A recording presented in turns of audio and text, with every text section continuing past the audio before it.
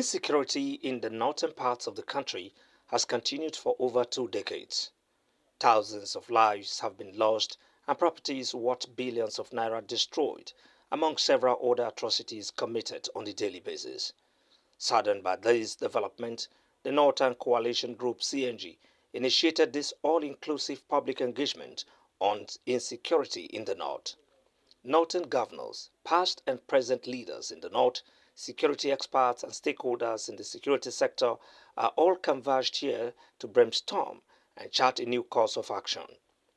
The Vice President, Kashim Shettima, speaks on the side of government to end insecurity in the north as well as the entire country.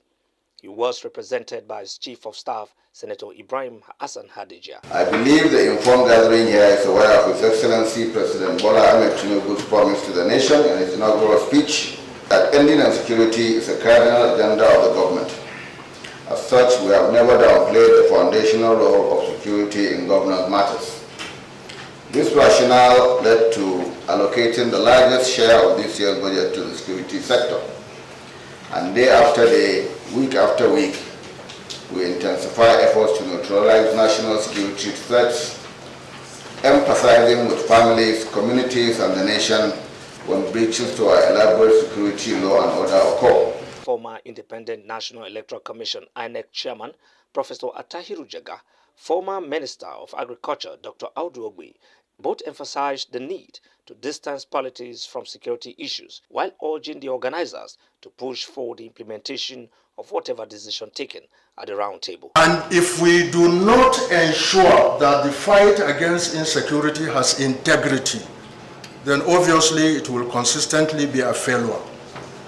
So in the choice of the people who lead this fight against insecurity, we must ensure that there is requisite integrity.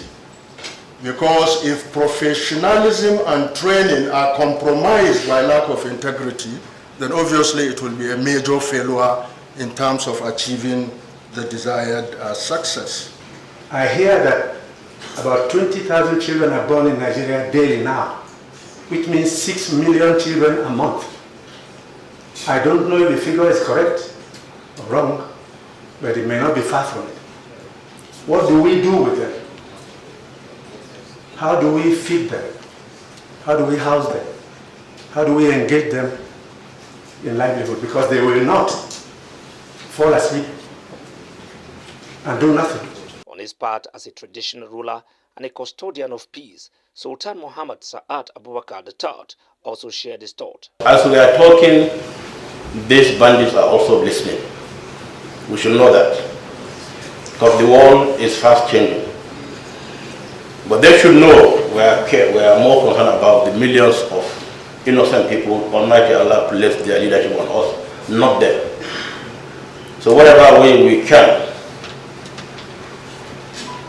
we must find peace for the North. At the end of this round table on insecurity, it is hoped that the prevalent challenge, especially in the northern parts of the country, will be a thing of the past. We aim to foster an open and constructive deliberation that will enable us to identify the underlying factors driving insecurity in northern Nigeria. Additionally, we hope to explore various holistic approaches and strategies that can effectively address these challenges.